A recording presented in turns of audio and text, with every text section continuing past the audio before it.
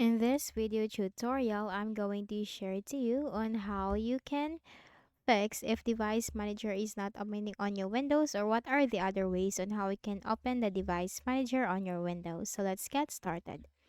Go ahead in the Windows search bar and type run.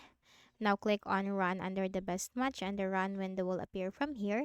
So here you need to simply type sysdm.cpl. sysdm.cpl and click on OK. Now the system properties window will appear from here.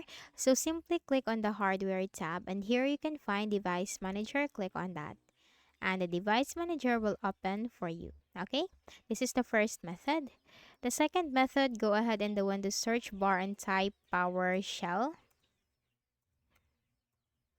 On the right pane, you have to click on Run as Administrator. Then here we just need to simply type a command. Do not worry, this will be posted in the description. So type NAT space user space administrator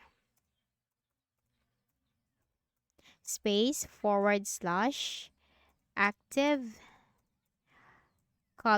yes. Okay, the same thing as what you can see on the screen and hit enter.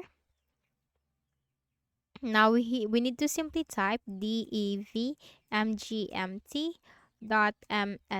hit enter, and the device manager will open for you. So you can now use the device manager window. So that's it.